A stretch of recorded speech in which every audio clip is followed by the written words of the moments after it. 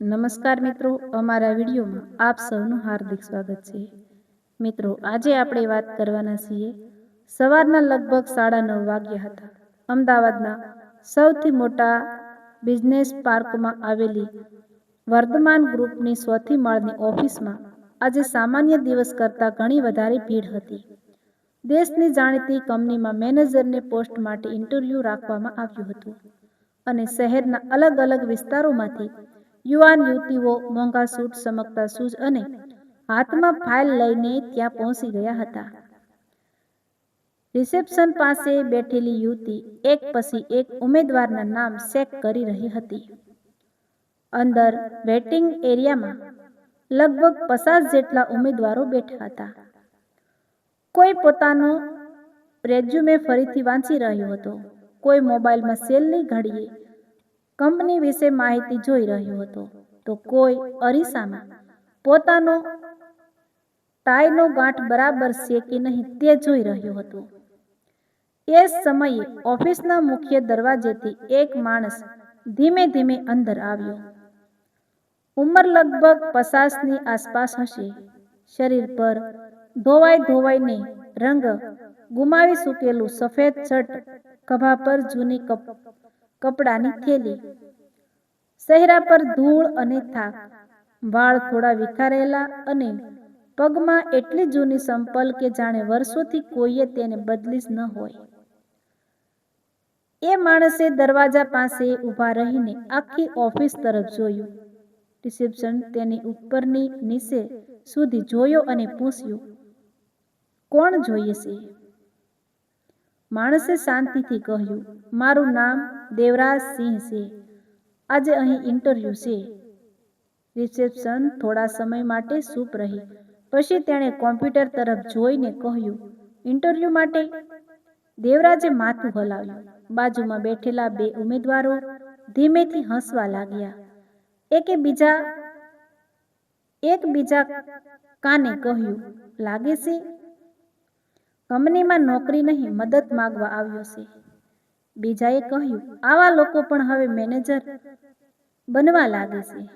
દેવરાજે બંનેની વાત સાંભળી પણ કોઈ જવાબ ન આપ્યો. તેણે ફક્ત પોતાની જૂની થેલીમાંથી એક ફાઇલ બહાર કાઢી અને રિસેપ્શન પર મૂકી. રિસેપ્શનિસ્ટે ફાઇલ હાથમાં લીધી અને નામ જોઈને ફરી દેવરાજ તરફ જોયું. તમે જ દેવરાજ સિંહ? હા. તમારી પાસે એપોઇન્ટમેન્ટ છે? હા. મેસેજ આવ્યો હતો? રિસેપ્શનિસ્ટે સિસ્ટમમાં ચેક કર્યું અને થોડા આશ્ચર્યથી કહ્યું, હા. તમારું નામ છે. તમારે વેઇટિંગ એરિયામાં બેસી શકો છો. દેવરાજ ધીમે ધીમે અંદર ગયો. બધા ઉમેદવારોની નજર તેની તરફ પડી. કોઈએ ખુલ્લેઆમ હસ્યું, કોઈએ ચહેરો ફેરવી લીધો, તો કોઈએ તેને માથાથી પગ સુધી નિહાળ્યો. દેવરાજ ખૂણામાં એક ખાલી ખુરશી પર બેઠો. તેની બાજુમાં બેઠેલા એક યુવાને પોતાની ફાઇલ ખુરશી પરથી ઉઠાવીને બીજી બાજુ મૂકી દીધી. જાણે દેવરાજની નજીક બેસવાની તેનો દરજ્જો ઓછો થઈ જશે. દેવરાજે કંઈ કહ્યું નહીં. તેણે થેલીમાંથી એક નાની પાણીની બોટલ કાઢી અને પાણી પીધું. થોડીવાર પછી ઓફિસનો એક કર્મચારી બહાર આવ્યો અને ઉમેદવારોના નામ બોલવા લાગ્યો. એક પછી એક લોકો ઇન્ટરવ્યૂ માટે અંદર જતા રહ્યા. કોઈ બહાર આવીને આત્મવિશ્વાસથી કહેતો, મને તો ચોક્કસ સિલેક્શન થશે. કોઈ કહેતો, બોર્ડમાં 3 લોકો હતા. દેવરાજ શાંતિથી બેઠો રહ્યો. લગભગ 1 કલાક પછી એક કર્મચારી તેની પાસે આવ્યો અને બોલ્યો, તમારું નામ? દેવરાજ સિંહ છે. હા. કર્મચારીએ તેની જૂની સ્લીપર તરફ જોઈ અને પછી કહ્યું, ભાઈ અહીં ઇન્ટરવ્યૂ આપવા આવ્યો છે કે કોઈને મળવા? દેવરાજે હળવું સ્મિત કર્યું અને કહ્યું, ઇન્ટરવ્યૂ આપવા આવ્યો છું. કર્મચારી હસી પડ્યો. અંદર બધા કેડિડેટ મોંઘા સૂટ અને ચમકતા શૂઝમાં બેઠા છે. અને તમે આ સ્લીપર પહેરીને આવ્યા છો? આસપાસ બેઠેલા કેટલાક ઉમેદવારો પણ હસવા લાગ્યા. કર્મચારીએ થોડું કડક થઈને કહ્યું, જુઓ ભાઈ, જો કોઈ મદદ જોઈએ તો નીચે રિસેપ્શન પર પૂછજો. અહીં મેનેજરની પોસ્ટ માટે ઇન્ટરવ્યૂ છે. દેવરાજે તેની આંખોમાં સીધી નજર કરીને કહ્યું, મને મદદની જરૂર નથી, બસ મારું ઇન્ટરવ્યૂ લઈ લો. કર્મચારીને ગુસ્સો આવ્યો. તેણે કહ્યું, બરાબર, તમારો નંબર આવશે ત્યારે જજો.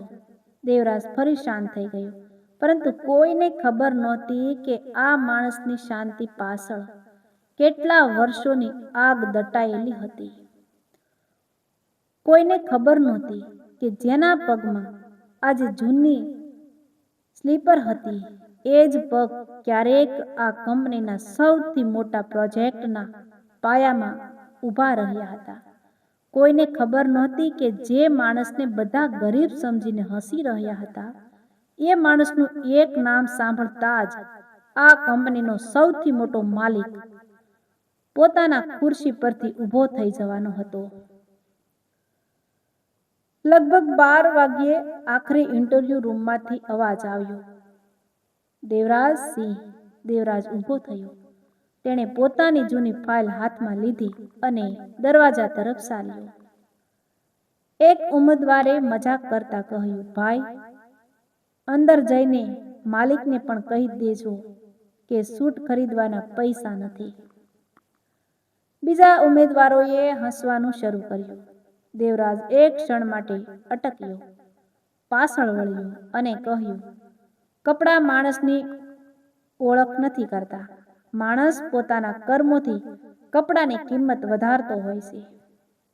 એટલું કહીને અંદર ચાલ્યો ગયો. ઇન્ટરવ્યૂ રૂમમાં 3 લોકો બેઠા હતા. મધ્યમાં કંપનીના HR હેડ મીરા શાહ, ડાબી બાજુ ફાઇનાન્સ હેડ અને જમણી બાજુ ઓપરેશન ડિરેક્ટર.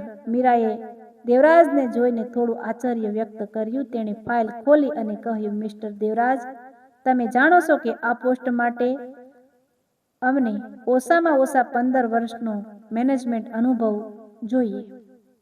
હા, તમારા રેઝ્યુમેમાં છેલ્લા 5 વર્ષનો કોઈ કોર્પોરેટ રેકોર્ડ નથી. હા, તમે હાલ શું કરો છો? દેવરાજ થોડા સમય ચૂપ રહ્યો અને પછી બોલ્યો, હાલ હું જે કામ મળે છે તે કરું છું. મીરાએ ભ્રૂ ચડાવી, જેમ કે ક્યારેક માલ વહન કરું છું, ક્યારેક મજૂરોને કામ અપાવું છું, ક્યારેક રસ્તા પર ચા વેચતા માણસને મદદ કરું છું. ફાઇનાન્સ હેડ હસી પડ્યો, અને તમે માનો છો કે આ અનુભવ તમને મેનેજર બનાવશે? દેવરાજે શાંતિથી કહ્યું, લોકોને સમજવા માટે મેનેજર બનવું જરૂરી નથી. રૂમમાં શાંતિ છવાઈ ગઈ. મીરાએ આગળ પૂછ્યું, જો તમારી ટીમમાં કોઈ કર્મચારી તમારા કરતાં વધારે જ્ઞાન ધરાવતો હોય તો? દેવરાજે તરત જવાબ આપ્યો, તો હું તેને રોકીશ નહીં, તેની પાસેથી શીખીશ. અને જો કર્મચારી ભૂલ કરે, પહેલા પૂછું કે ભૂલ કેમ થઈ, પછી વ્યક્તિને નહીં, ભૂલને સુધારીશ. જો કંપની નુકસાનમાં જાય, દેવરાજે કહ્યું, નફો ગુમાવવાથી કંપની હંમેશા નથી મરતી, પરંતુ કર્મચારીઓનો વિશ્વાસ ગુમાવવાથી કંપની ચોક્કસ મરે છે. ત્રણેય ઇન્ટરવ્યુઅર એકબીજાની સામે જોવા લાગ્યા. મીરાએ ફાઇલ ફરીથી ખોલી. તમારી ડિગ્રી ક્યાંથી છે? દેવરાજે કહ્યું, ગુજરાત યુનિવર્સિટી. મીરાએ પૂછ્યું, કયો વર્ષ? દેવરાજે વર્ષ ગણાવ્યું. ફાઇનાન્સ હેડ કમ્પ્યુટરમાં કંઈક ચેક કર્યું. અચાનક તેનો ચહેરો બદલાઈ ગયો. તેણે દેવરાજને જોયો અને કહ્યું, 1 મિનિટ. તે ઊભો થયો અને બહાર ગયો. અંદર બેઠેલા લોકોને ખબર નહોતી કે તે કોને ફોન કરવા ગયો છે. થોડા જ મિનિટમાં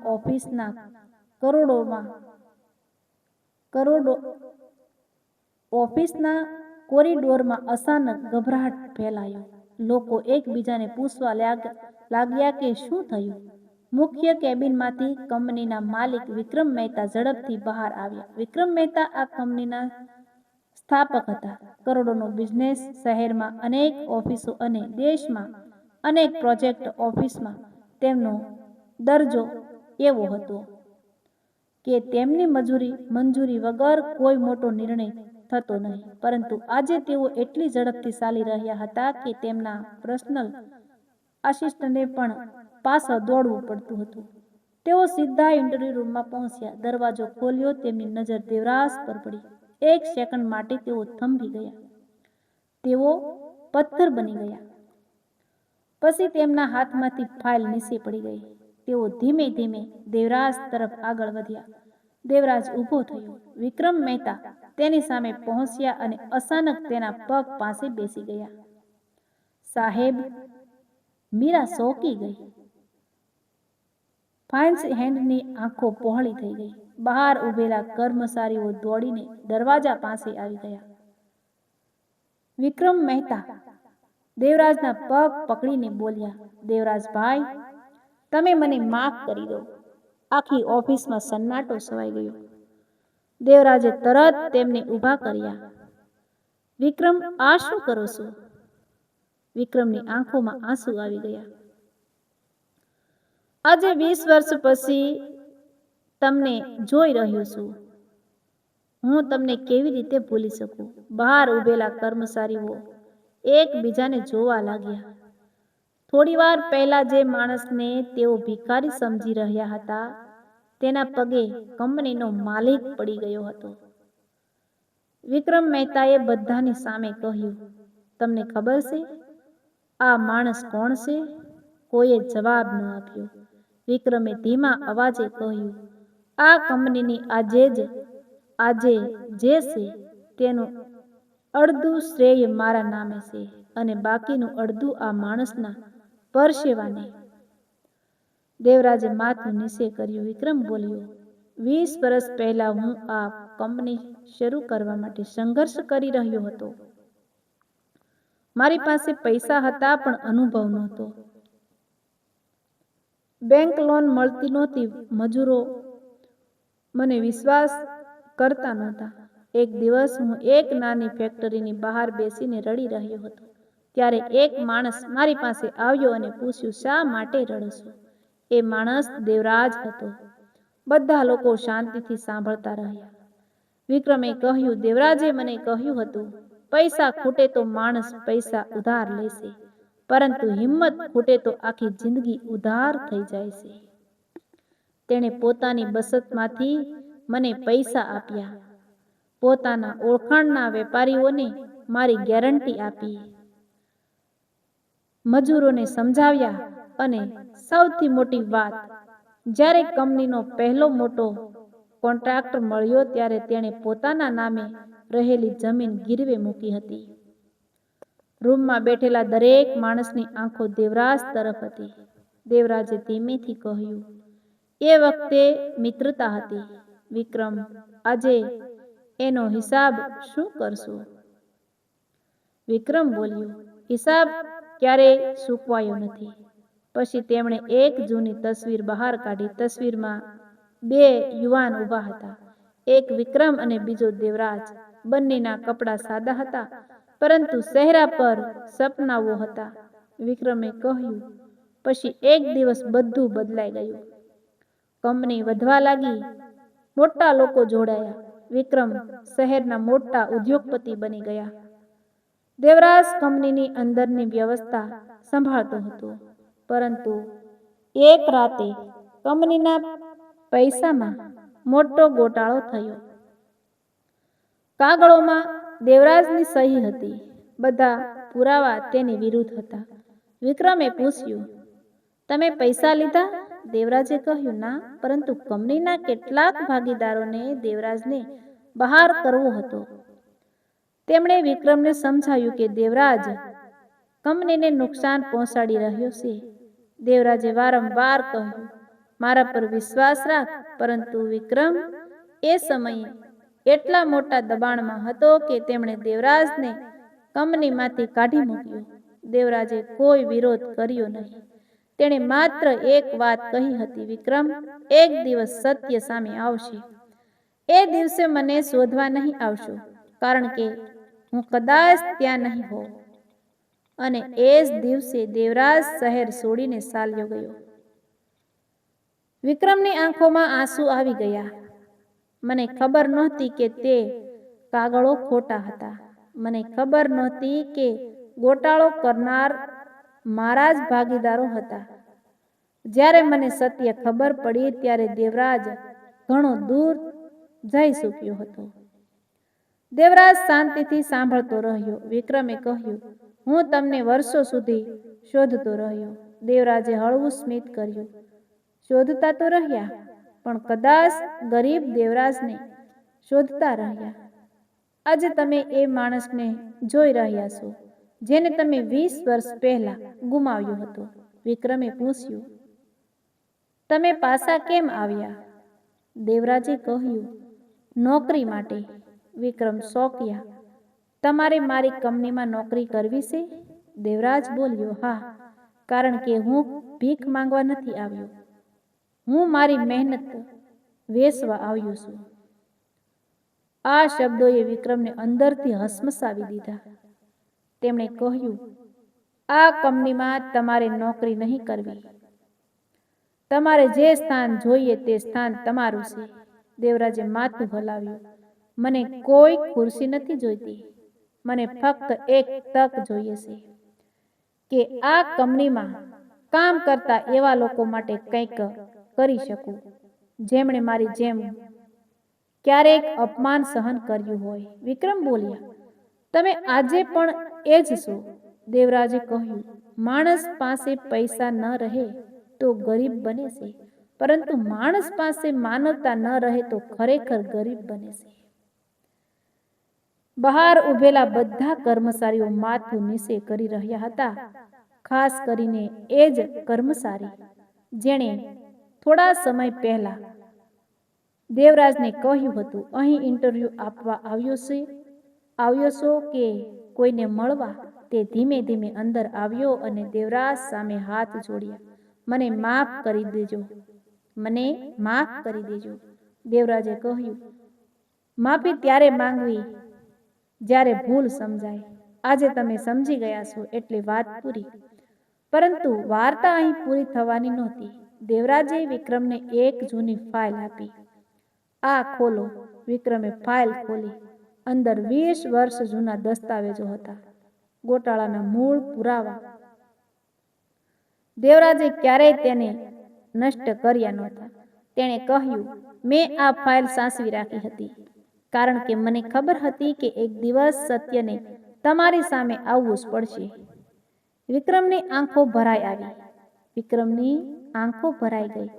તમે આટલા વર્ષે સુધી આ બધું લઈને ફરતા રહ્યા? દેવરાજ બોલ્યો, મારે બદલો લેવો હતો તો ઘણા વર્ષ પહેલા લઈ શક્યો હોત, પરંતુ હું બદલો લેવા નહોતો ગયો. હું મારી જિંદગી ફરીથી બનાવવા ગયો હતો. દેવરાજે પછી પોતાની જૂની થેલીમાંથી એક નાનો ફોટો કાઢ્યો. તેમાં એક વૃદ્ધ મહિલા હતી. તેણે કહ્યું, આ મારી માં હતી. જ્યારે તમે મને કંપનીમાંથી કાઢ્યો ત્યારે તેમણે મને કહ્યું હતું, બેટા, દુનિયા તને ગરીબ કહે તો દુઃખી ન થજે, પરંતુ કોઈના વિશ્વાસને ગરીબ ન કરતો. મારી માં હવે નથી. તેમની છેલ્લી ઈચ્છા હતી કે હું ફરી કોઈ માણસના કામ આવી શકું. વિક્રમ ચૂપ રહ્યા. તેમણે દેવરાજના હાથ પકડીને કહ્યું, આજે તમારી માં હોત તો તેમને કહેત કે તેમનો દીકરો હાર્યો નથી. દેવરાજની આંખોમાંથી એક આંસુ સરકી ગયું. તે દિવસે ઇન્ટરવ્યૂ માટે આવેલા બધા ઉમેદવારોને વિક્રમ મહેતાએ એકત્ર કર્યા. તેમણે કહ્યું, આજે તમે બધાએ એક પાઠ શીખવ્યો છે. રેઝ્યુમેમાં ડિગ્રી જોઈ શકાય છે, પરંતુ માણસના હૃદયમાં કેટલો અનુભવ છે તે કોઈ કાગળમાં લખાતું નથી. પછી તેમણે દેવરાજ તરફ જોઈને કહ્યું, આજથી દેવરાજસિંહ અમારી કંપનીના કર્મચારી નહીં, પરંતુ મેનેજમેન્ટ બોર્ડના સલાહકાર રહેશે. દેવરાજે તરત કહ્યું, એક શરતે. વિક્રમ હસ્યા. કઈ? કંપનીમાં કોઈ પણ કર્મચારીને તેના કપડાં, ગાડી, મોબાઈલ કે દેખાવથી ન માપવામાં આવે. વિક્રમે કહ્યું, આજથી એ નિયમ છે. થોડા મહિનાઓ પછી કંપનીમાં એક નવું કેન્દ્ર શરૂ થયું, જ્યાં ગરીબ અને અનુભવી લોકો માટે રોજગાર તાલીમ આપવામાં આવતી હતી. તેનું નામ રાખવામાં આવ્યું દેવરાજ ફાઉન્ડેશન. જે માણસને એક દિવસ જૂની સ્લીપર જોઈને લોકો હસ્યા હતા, એ જ માણસ હવે હજારો લોકોના પગમાં નવા શૂઝ પહેરાવતો હતો. એક દિવસ તે જ ઓફિસમાં નવો ઉમેદવાર ફાટેલા કપડામાં ઇન્ટરવ્યૂ આપવા આવ્યો. રિસેપ્શન તેને જોઈને હસકાઈ, પરંતુ દેવરાજ ત્યાંથી પસાર થઈ રહ્યો હતો. તેણે તેને અટકાવ્યો અને કહ્યું, અંદર જા. ઉમેદવારે ડરીને પૂછ્યું, સાહેબ, મને જોઈને બધા હસશે. દેવરાજ હસ્યો અને બોલ્યો, જો તારી પાસે સચ્ચાઈ, મહેનત અને હિંમત છે તો તારે કોઈના હસવાથી ડરવાની જરૂર નથી. પછી તેણે પોતાની જૂની સ્લીપર તરફ જોયું અને કહ્યું, આ સ્લીપરોએ મને ઘણી જગ્યાએ લઈ ગઈ છે. લોકો તેને જૂની કહે છે, પરંતુ મારા માટે આ મારી મહેનતની નિશાની છે. એ સાંભળીને વિક્રમ મહેતા દૂરથી હસતા હતા. તેમને યાદ આવ્યું કે વર્ષો પહેલા તેમણે એક મિત્ર ગુમાવ્યો હતો, પરંતુ આજે એ મિત્ર માત્ર પાછો આવ્યો નહોતો. તેણે આખી કંપનીને માણસને માણસની નજરે જોવાનું શીખવી દીધું હતું. અને સૌથી મોટું રહસ્ય તો એ હતું કે દેવરાજ ઇન્ટરવ્યૂ આપવા આવ્યો જ નહોતો, માત્ર તે એક પરીક્ષા લેવા આવ્યો હતો. તે જોવા આવ્યો હતો કે 20 વર્ષ પછી પણ આ કંપનીમાં માણસની કિંમત તેના કપડાથી નક્કી થાય છે કે તેના કર્મોથી. અને જ્યારે તેણે જોયું કે એક કર્મચારી તેની જૂની સ્લીપર જોઈને તેને ગરીબ સમજી બેઠો, ત્યારે તેણે કશું કહ્યું નહીં, કારણ કે તેને ખબર હતી કે સાચી ઓળખ સમય પોતે કરાવશે.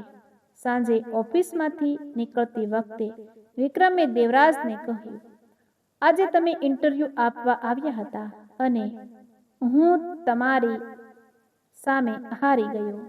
દેવરાજ હસ્યો અને બોલ્યો, ના વિક્રમ, આજે કોઈ જીત્યું નથી. આજે ફક્ત એક જૂની ભૂલ હારી છે. બંને મિત્રો સાથે બહાર નીકળ્યા. બહાર વરસાદ શરૂ થઈ ગયો હતો. દેવરાજની જૂની સ્લીપર કાદવમાં ભીની થઈ ગઈ હતી. વિક્રમે પોતાની કારનો દરવાજો ખોલીને કહ્યું, બેસો, હું છોડું. દેવરાજે કહ્યું, હું પગપાળા જ જઈશ. વિક્રમે પૂછ્યું, કેમ? દેવરાજે સ્મિત કરીને કહ્યું, કારમાં બેસીને લોકો સુધી પહોંચવું સરળ છે, પણ પગપાળા ચાલીને જ ખબર પડે કે રસ્તા પર કેટલા લોકો પાછળ રહી ગયા છે. અને એ કહીને દેવરાજ વરસાદમાં આગળ વધ્યો. પાછળ ઊભેલો વિક્રમ તેની તરફ જોતો રહ્યો.